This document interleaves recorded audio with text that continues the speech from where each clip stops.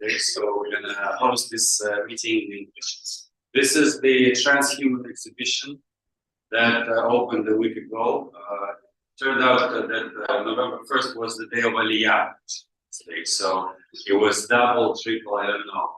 A huge holiday, probably something like 300 people visited the opening. Dasha Yeshenko is the curator of the exhibition. I'm the founder of this space. This is called Creators Gallery, and we're running art projects for and of Olim Tudashim here. So basically, this is a group exhibition of 13 or even 14 artists. So we suggested, with the support of our partners from Open Longevity organization, Misha Blyton, who was the inspirer of this project, we invited 13 artists to imagine how future would look like if we all would live longer or even forever. So how would the art of the future look like?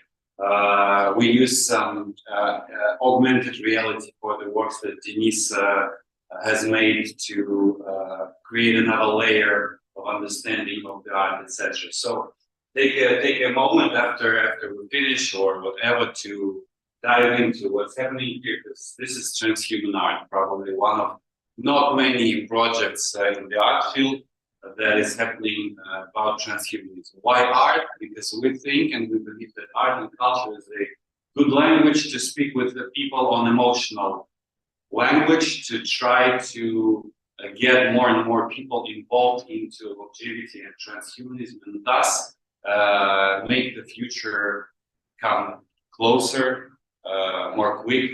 And our today's speaker is Ильей Stambler. Илья has a lot of positions, and Илья is a doctor of which kind of science? Physics? Philosophy. I think Илья will tell about everything himself. So please welcome you on stage. We're gonna have something like half an hour, 40 minutes presentation, and then we're gonna discuss. We'll see how it goes. Thank you for being with us today. It's really nice hosting you in this, small circle of people. I know that you're used to speaking on millions of Chinese people, but here we are. Israel is small. So, yeah. Thank you very much, Anton, for the organization. I appreciate very much what you are doing. That's also what we have been doing. You can't scare me with a small audience. We started such meetings in about 2005. There were about 4 or 5 hardcore people who attended, and now, as you said, we are presenting to a hybrid Shanghai conference with 3.5 million views. And my motto is everything counts. Our meeting may be no less valuable, even more valuable for the advancement of the field than the other one. Everything comes together to synergize to advance our mission of extending health and longevity. And I'm really glad to participate. So I will talk about art as a motivator for the longevity field. I will not speak about the art of the future. I will speak about art that can help bring the future that we want. That's kind of a big deal. A lot of people expect, the problem to be solved by hardcore science. No, there's a lot of things that go around it, ethics and then philosophy and psychology and all the humanitarian sciences that we have. I myself kind of a multidisciplinary person. That's my book, Longevity Promotion, Multidisciplinary Perspectives, that will later distribute. And my approach is multidisciplinary. I do believe that we cannot tackle aging by science alone. We need to build the entire ecosystem for health and longevity promotion, and that includes pretty much everything. So if we look at longevity promotion, this can be generally divided into 3 main categories. First, feasibility. Is it even possible to extend health and longevity? Aren't we not dreaming, aren't we just pipe dreaming, with the same way, dream about promoting jumping to the moon or anything else? Is it possible? And if we believe it is possible, then we have to decide as a society, as individuals, is it desirable? Do we actually want it? Is it something that our society is built for, or that can help our society and ourselves as individuals? And this is where art comes in. This is where art can create the motivation, you can create the direction, the ethos, I would say, the pathos for our wants, for our needs, to live in a long-lived society. And then if we believe that it is possible, and if we believe that it is desirable, then the next question will be, what are we going to do about it? You know, it's very nice that something is possible, very nice that that we want it, but what are we going to do about it? Are we going to sit and dream? Are we going, to watch TV? You know, somebody else should do it for us? No, we have to take action to actually achieve something that we want and that that is possible to achieve. So I will go very briefly over those three categories. First, of course, it is possible to intervene into aging, to extend health and longevity, and that's the main idea of anti-aging. That if we're able to intervene into aging, we will be able to prevent multiple age-related diseases, to extend health and longevity. Why? Simply because aging is the main underlying cause or risk factor of all those diseases. So if we are serious about prevention, about postponing age-related diseases, we have to tackle their main risk or their main cause, that is the aging process. Sounds simple, everybody understands those graphs, but disease increases with aging, but not everybody makes this logical step that we actually need to tackle aging if we want to prevent disease. That's the advocacy we make, but it should really be clear to everybody, especially in this time of COVID. We see that the older people are the most vulnerable ones, with the highest severity of disease, highest mortality. So it is clear that if we really want to fight COVID as well, we want to improve the underlying health, improve the aging process, and that wasn't generally understood. That baffles me. How come people didn't get it? People understood that all the people are vulnerable, but the conclusion was that we have to lock them up, or that we have to isolate them, keep them away. The logical step that we actually need to improve their health wasn't made generally. Even though we advocated a lot for it, for example, in position papers and research papers, in online conferences. I went to the government, we went to the press. The people don't get it still. They see the virus separately from the risk factors, but still there's a lot of rationale for this connection, and we'll keep advocating for it, keep explaining it. If not for this, for the next health crisis, it will also affect all the people. And I would argue that because we didn't address aging as such, we also didn't do so well in coping with COVID. We see that over the past 2 years, our life expectancy declined by almost 2 years globally. I bet nobody in this room even was aware about this. We should be. It's a pretty appalling fact on our hands. We were always very proud about our increasing life expectancy. It indicated our progress. It showed that we can have more and more and more. And we have a virus, and suddenly 10 years of progress and is lost. The first major decline in life expectancy is the Second World War, and nobody talks about it. But at least, in this group, we talk about it. And for us, the proponents of healthy life extension, it should, on the one hand, scare us to help, I would say, and on the other, it should motivate us to redouble our efforts to promote the field, to create actual therapies, to intervene in aging, extend health and longevity. Why do we generally believe that it is possible to create such therapies? There are several major sources of hope. I'll go very briefly. First of all, we see that in the last 2 years, life expectancy declined, but early it did increase. So we see that life expectancy is plastic, for good and for bad. There's no law in nature that will say that life expectancy will always increase, but it can increase. There's also no law of nature that says that it can stop. There's no limit to our lifespan or our life expectancy.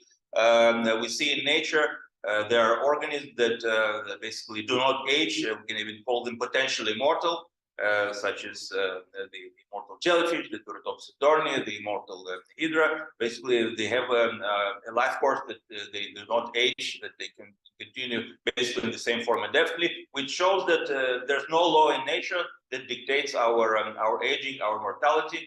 Of course, we as humans, we evolved in a certain body, in a certain environment, so we do have some kind of a maximum lifespan, but there's no law in nature that says that we cannot overcome it by intervening into our biology, into our environment, And we see there are already a lot of interventions in animal models that show that yes, it is possible to intervene into aging, to extend healthy life, prevent age-related diseases. Lifespan was extended in mice by about 30–40%. In more primitive organisms like C. elegans, like nematode worms, it was extended by tenfold. So it shows that really our lifespan, our aging is really plastic, that they can be manipulated. Generally, we evolved toward longevity even without any medical technology. As a species, we actually evolved toward longevity, about 20 years increase in lifespan without any medical technology at all. So, if we don't get extinct, we'll continue to evolve. And our technology is accelerated truly. We really see the technological advancement happening, in front of our eyes every day. We see technological advancements. Some are incremental, some are more groundbreaking, but we see that all those things are coming together to synergize, to create more and more technological capabilities to intervene into aging. And another source of optimism is basically the field is very young. We always remember the Egyptians, how they wanted to live forever, and or they all failed, and they say, okay, for 3,000 years they failed, so that means we also fail. But if you think that, the entire scientific field started about 120 years with Ellen Metchnikov, who created actually the first truly scientific theory of aging, the first truly scientific intervention into aging, then we think that we did quite a lot of progress in a very short time, and we can expect even more progress in a comparable time or even shorter. Just one example, at the time of Metchnikov, Metchnikov got his Nobel Prize for the discovery of cellular immunity, for the discovery of phagocytosis. So basically, before Metchnikov, people didn't know that cells play any role in immunity or in aging. Actually, people didn't know much about cells until Schwann in the 1850s. So in 120 years, we actually begin to program immune cells to attack specific diseases. So don't believe people who say that there's nothing new under the sun. There's a lot of new things, a lot of progress. We're actually advancing in leaps and bounds, and we can expect more progress as we go. And there are many proofs of feasibility why intervention into aging is possible. We see there are several classification systems of the main aging processes, such as the strategies for engineering negligible senescence, or pillars of aging, or hallmarks of aging. I won't go into details, but for every major aging process, they were shown the potential interventions that were shown to work in animal models, to intervene in aging, extend lifespan. So this shows that it is possible. And there are some emerging clinical trials in humans that also apply some of these interventions. It is our goal, not just as longevity scientists, but also as longevity science advocates, as activists, to help accelerate those treatments toward the clinic as fast as possible, with as much as possible efficacy and safety. But there is a feasibility. There is no doubt about it. It is possible to intervene in aging, extend life. There is no law that prevents it. Of course, along the way, we also need to develop biomarkers of aging. We cannot treat something that we cannot diagnose. So for any evidence-based intervention on aging, we need to develop the metrics, the things that we actually measure. Science starts with measurement. So this all still goes in the realm of science, but we see that it is possible. And the main idea remains that by intervention into aging, we will be able to prevent multiple age-related diseases, the so-called age-related multimorbidity. And I'm happy to say that actually this is already getting very mainstream. As of this year, I can tell you that aging is already recognized as a medical condition in the International Classification of Diseases, the ICD-11 system of the World Health Organization, not as a disease per se, but for our purposes, it doesn't matter. It is recognized as a cause of diseases, and it is recognized as a syndrome, as a set of symptoms. So for our purposes, we can already intervene into aging according to the ICD, according to the World Health Organization. Please, that's a big step. And I'm happy to say that also this step was done in a large measure thanks to advocacy of many organizations, especially International Longevity Alliance. For example, we advocated for recognizing of aging as a medical condition exactly 10 years ago in 2012. It's on record. You can see that we petitioned the Knesset to establish a national advisory committee to recognize aging as a medical condition. You know, and everybody said, yeah, aging is very important, but don't call aging a disease, not nice. And now you see it's in the ICD. So that's thanks to advocacy. Once again, the importance of activism, of advocacy for the advancement of actual science.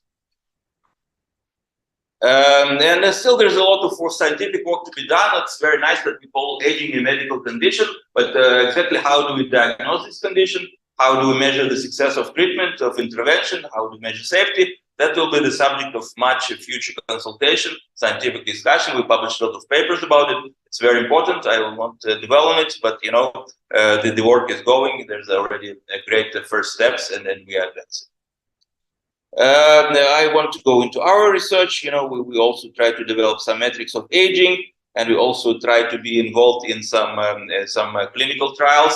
That's what I'll briefly mention. The study I had the honor to cooperate with Chinese colleagues. It was the first study to use mesenchymal stem cells to treat COVID. And why is this connected with aging? Very simple. MSC, the mesenchymal stem cells are very well-known anti-aging candidates. So the idea was that if they work on aging, they can also mitigate, you know, the severe outcomes that resonate from aging is the main risk factor. And actually, they did show some promising results. And the same approach can be applied with other anti-aging treatments, with melatonin, with metformin, and with rapamycin.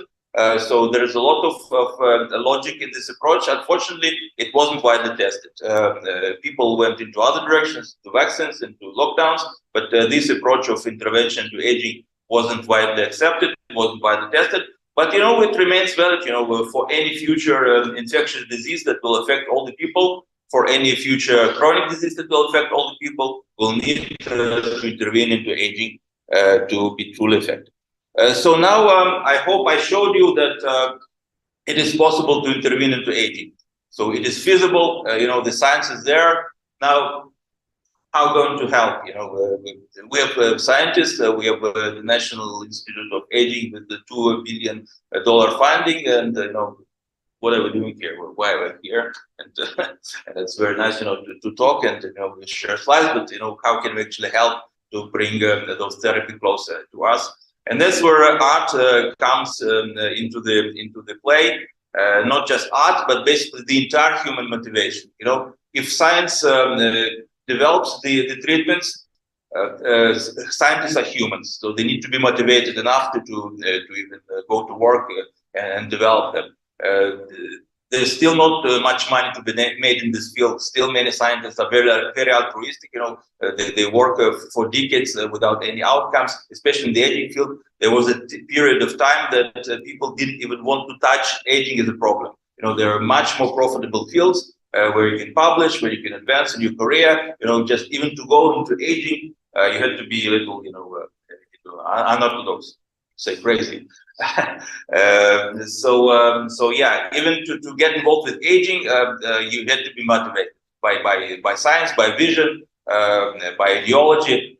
Now it's a little better, it's a little different. Now it's becoming more and more mainstream, but still people need motivation because, you know, even if there are more aging research centers, still we don't have our therapies in our hands. Still, we need to motivate the public support, the political support, and this is where art can help.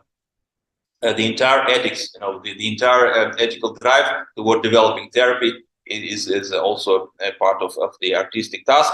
And not just artistic, but also philosophical. We can see the great thinkers of the past all agree on those points, that if we really value human life, we have to try to extend it. We have to do everything in our power to actually find treatments to prolong it. In our Jewish tradition, you see Maimonides, you know, the greatest Jewish philosopher and physicians, who said that, you know, for us, there is no predetermined limit to lifespan. we can actually extend life indefinitely by, by some medical interventions, by balancing our natures, our humors. That was the language of that time. I bet how many, yeshiva students heard of those words by Maimonides. But we, as educators, we have to dig them out and then bring them to the public. Yes, also Maimonides, also Herbert Spencer, also Meshnikov, they all agreed that we need to extend healthy life. We need to intervene into aging. And Meshnikov also a good example. Meshnikov actually coined the term gerontology. You go to any gerontological department in the world, all those social gerontologists, they don't know that Meshnikov coined this term. But he did in 1903, and he coined this term out of the idea that aging is a disease. He wrote it very explicitly that aging is a disease. We have to cure it. Meshnikov's words, not mine. So that's how the study of aging was born, out of the drive to cure aging is a disease. And that's Meshnikov, the Nobel laureate. Ask any gerontologist if he knows that. No, but thanks to our lectures, they will maybe. But basically, we have a lot of tradition behind us, a lot of very, very authoritative, very credentialed support. I can bring you some more sources. For example, right now we're having a bit of a nuclear scare. People are afraid that maybe we go extinct very soon. And actually, the very important thinkers said that if we actually strive toward prolongation of our lives, we're not just improving our lives now, we're not extending our lives, as individuals, but we're actually also improving the chances for survival for our species. Because a person who thinks about life extension, he also thinks about the future generally, he thinks for the long term. He thinks how society will survive, so he can also benefit. This was said by Bernard Shaw, artist, card-carrying artist, a literary person, also by a kind of a multidisciplinary scientist like G.B.S. Haldane, who also said that if we really want to survive as a species, we need to live longer. It's also a very common ground for our pursuit. Once again, people accuse us of selfishness. Oh, you want to live longer? Why do you deserve to live longer? No, we want to live longer because we want our species to live longer, but the human race to survive. And another point that this idea is actually shared by many philosophers, and not just atheistic philosophers, but also representatives of any religion. There's a lot of discussion among some not so well educated transhumanists who say, religion, they will want us to die, we the atheists, we'll save the world. No, actually, there are many religious thinkers who agreed on the goal of life extension in Judaism, in Islam, in Taoism. That's one common ground for humanity that can unify us. We all want to survive, we want to extend our life. So this is one thing that can also help us bring peace. Still not everybody agree.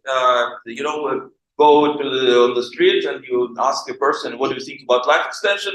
He will scratch their head and think 2 minutes about it and say, no, people will be bored and there will be overpopulation and what else? And if we don't die, life will be boring. So that's what we have to argue against time and again. We have all the arguments. You can actually read my article called Frequently Asked Questions. So, if any person asks you about any of this, boredom, overpopulation, the meaning, you can just send them a link to the frequently asked questions, and you have all those answers listed for them. But still it's serious. Those questions are serious at this in the sense that because of those questions, because of people's reluctance to accept the idea, we don't get research funding. We don't have it as a general priority. People, prefer to live by immediate, day-to-day goals, and not thinking about actual investment on research. And at least, they have some point that, tragedy, like Nietzsche said, tragedy is a tonic. Why are people attracted to art that is, scary and apocalyptic and dystopian? It's more exciting, something's going to fall on your head, you run away. That's how you make a movie, gross hundreds of millions of dollars. And I always think, what would happen if those hundreds of millions, even if 1% went to actual science, to actual longevity science. We may be less entertained, but actually would have some therapies. But no, we see that scary movies are entertaining, and that's why we have hundreds of millions of dollars invested in them. The tragedy is a tonic, and a healthy and long life is not so interesting. But the task of art, and here's once again the goal of the task of art. Art is here to make it interesting. Art is to create such a vision of the future that it is really interesting, it is really inspiring to continue to live, because all this is actually about the vision of the future. We can have all kinds of visions of the future. We can have this scary monster type of the future, and we can have the Avengers type of the future, and you can have the Eight Immortals type of the future. That's the vision of the future you have to create as artists. The future, and not just they say that self-fulfilling prophecy. So if you really create a totally dystopian vision from every corner, as we say in Russian, from every iron, you will hear the screams about how we are doomed and how everything is gone, все пропало. Then we'll also have this kind of future embedded in us. But if you also have a positive vision of a future, we can also strive toward it, build it. So that's just regarding the human body. And one point I will make in this this connection, you see here the Eight Immortals vision and the Avengers vision, and it's a subtle difference. In the West we have the valorization of superpowers. We have all those mighty heroes who can run and then jump and shoot the laser from the eyes. And the Chinese vision of the Eight Immortals actually have pretty much normal people who just live very long, pretty much indefinitely. And I side with this Eight Immortals vision because I can shoot lasers from my eyes, and I can move some wagons. But if I'm going to die, it's no use. It's not helpful for me that I'm very strong if I'm dead. So that's why I personally, as a transhumanist, as a life extension advocate, I dedicate my efforts to longevity, not to any superpowers, not to any enhancement as they call them in transhumanism, but to longevity. Of course, those things are connected. Enhanced people have better chances for longevity, and long-lived people have a better chance for enhancement. But here's a question of emphasis. I emphasize longevity, basic survival. If there are some enhancements, some improvements in capability, fine. But first goal is actually to stay alive. And for our social survival, we talked about our individual goals, our individual vision of the future, but also for society. Longevity is very important. You can see all kinds of visions of the future that we have. Are we going to become robots? Are we going to become some kind of hybrid monster, chimeras? Are we going to be some, like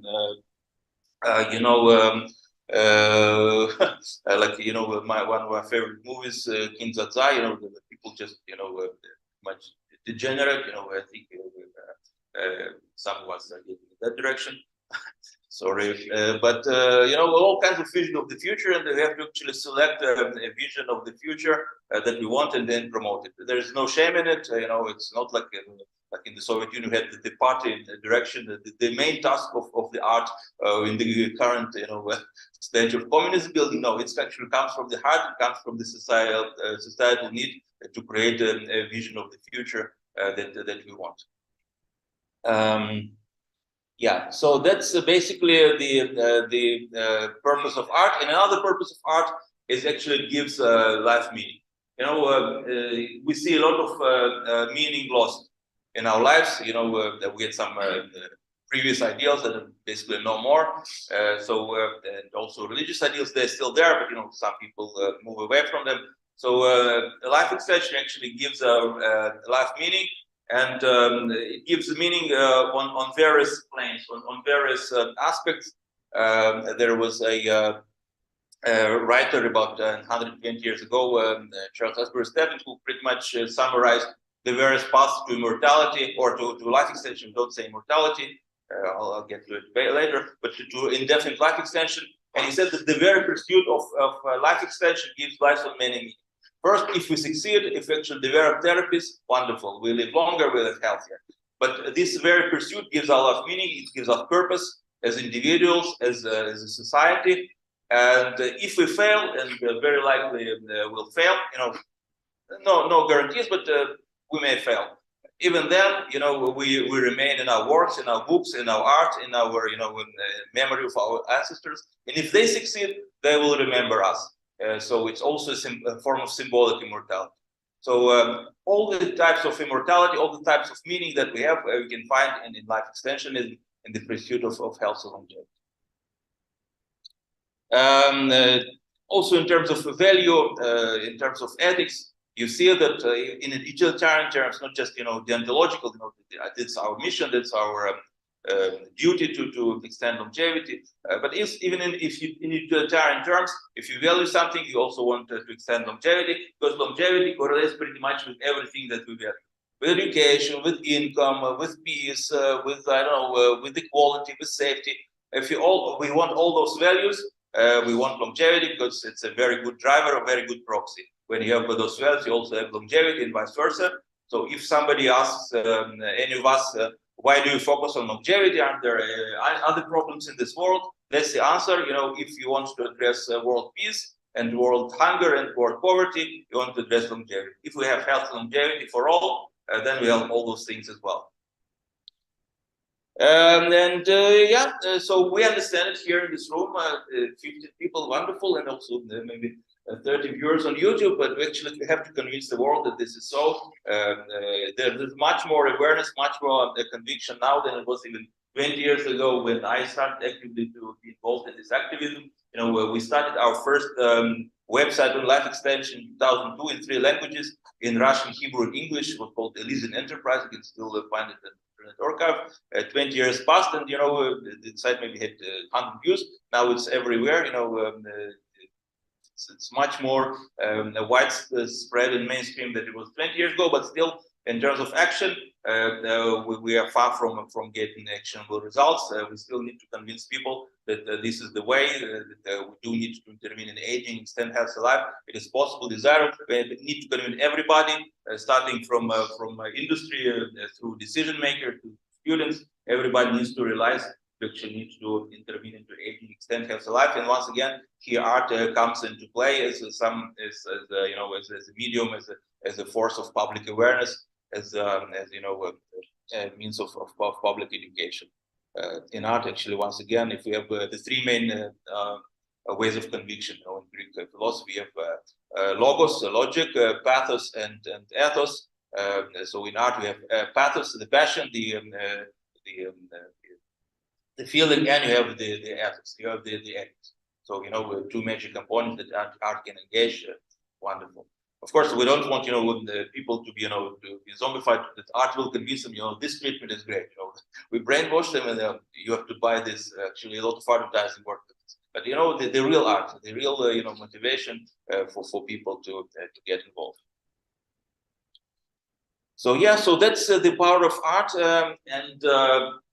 and I hope we have more and more initiatives like yours. Art is not something to me personally. I have actually an MA in English literature, so I can draw. Some problem with it, but I can write a little bit. I have an MA in English literature, and about 10 years ago, we started a group on Facebook called Longevity Art. About 300 people. Also tried to get people involved, but too little, too late. I wouldn't say too late, but definitely too little. So it is wonderful that there are initiatives like yours, and hopefully it will actually grow in the artistic movement. Like like we had the real artistic movement, transhumanist art, will have on a part of expressionism. So should be on this scale of influence.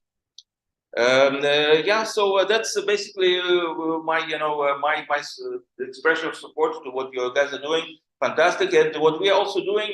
I am involved in some research. I have some over 60 research papers and 2 books, but I'm also an activist. What I do mainly in life is I promote longevity research through non-profit associations. I present several such associations. like International Society on Aging and Disease and International Longevity Alliance. And here in Israel, we have a very nice association called VETEC, the Movement for Longevity and Quality of Life.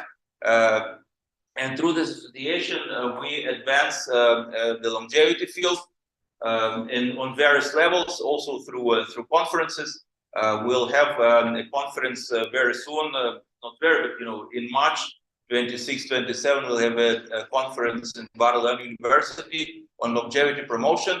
And you are invited. We'll have not just science, but multidisciplinary perspectives as well, also ethics, also policy. So maybe also some art, we'll see. But we advance. We put this issue of health, longevity, research, development, and education into the Israel National Master Plan on Aging. It was published by Knesset in 2019.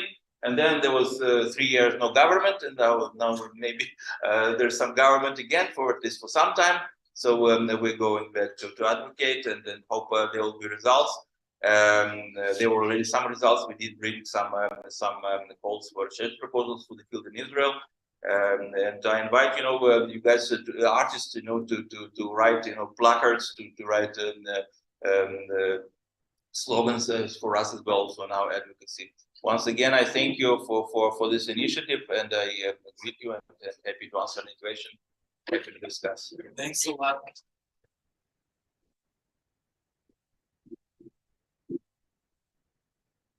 Yes, you first. Let's first. Maybe let's have a short break of 5 minutes. I have questions. So you said that the lifespan decreased, right? It's because of COVID. Like explain how it happened. It's like for everyone.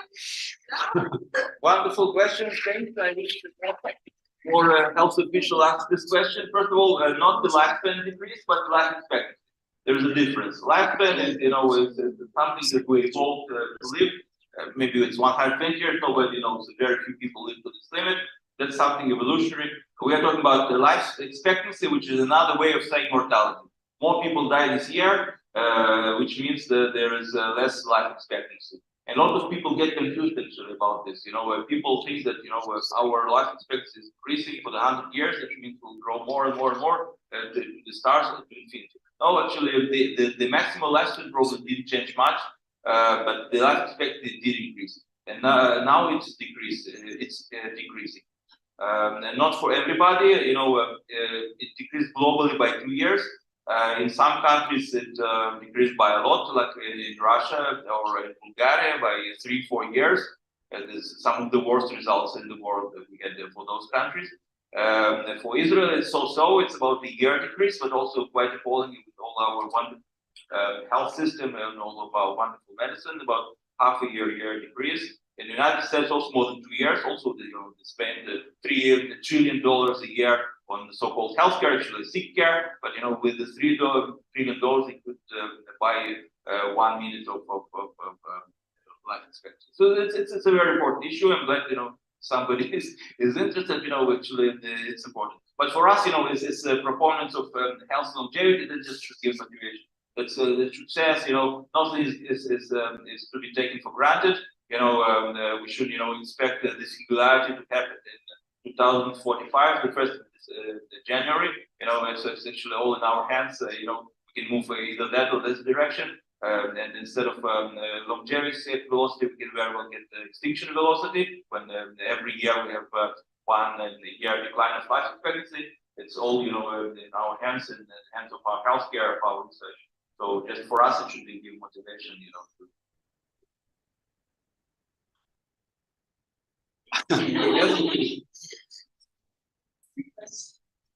So also you said that humans evolved towards longevity. Yeah.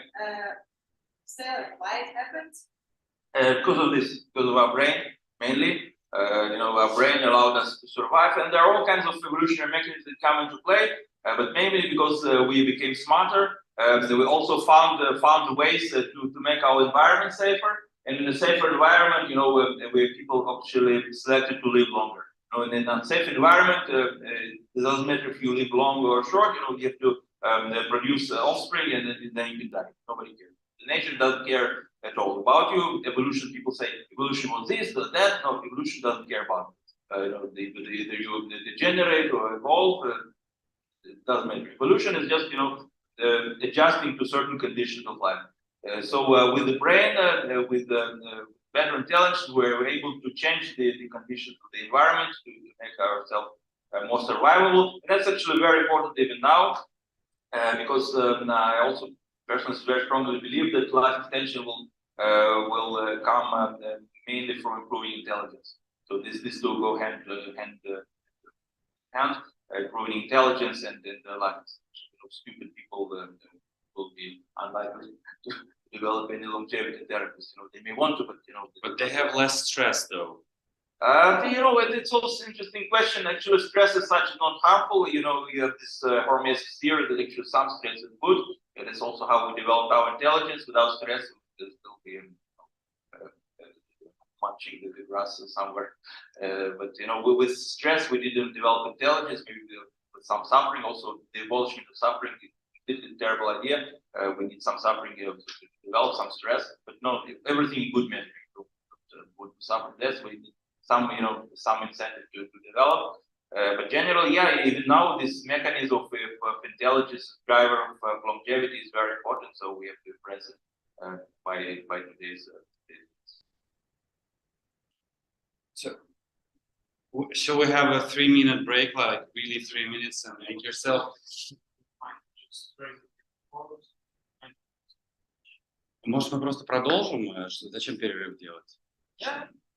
Anyone tired and want to make a break? I'm the only one who's watching this. Ты будешь модерировать или? I'll take the questions and then we can. Questions. Do you know any research about connection between promoting longevity and wealth inequality and its possible implications? So how I'm thinking. So for example, we now have billionaires of, for example, 40 years age, and those people are potentially can double its wealth every 50 years, and given that they will be, for example, to 150, so we'll see people with trillions of dollars in wealth. This should develop. For instance, even now, it will be more than GDP of many countries. And so, what social and economic implications like that? Great question. Yes, indeed. Of all the social scares that we had, overpopulation, the boredom, and everything, I think the question of inequality is the real one. That's we don't have to imagine it is happening right now. There is inequality in healthcare, inequality in everything, in longevity, and life expectancy. People with more means live longer. There's no question about it. It's already there, and with the life extending technologies, will likely intensify. It will likely intensify if we let it. That's the main caveat. We have to be aware of this problem, which exists right now. The life extension technology didn't invent it; it's already here, but it can exacerbate. So we have to be aware, and we have to think about ways to actually mitigate it. To think about the more equal access. It's a big part of policy that we want to promote. But generally, in population terms, we need to realize that countries with more equality, as a population, they live longer. Actually, if you see countries with better Gini index, the index of equality, they all live longer. It's a law. Why better healthcare? Very simply, a better public health system, so people live longer. On the other hand, we will very well get to a situation, that billionaires can afford some therapies that nobody else can, and we'll have a huge gap in social strife, social. Maybe even a civil war. I don't want this.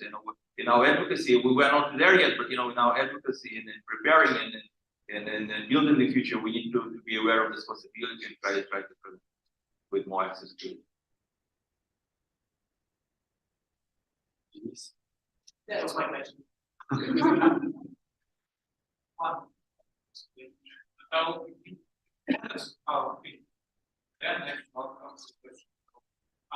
There's a phrase, for example, that 50s are the new 30s, and even today's life expectancy, it might be like 50s will go to 60s and extrapolating maybe 70s will become new 40s, meaning that in 70 people will rethink their life, that have some sort of second crisis for the middle age, or how it's called, and maybe they'll review their life, and that the life will not be looked like the youth goes up and down, but to go like a wave.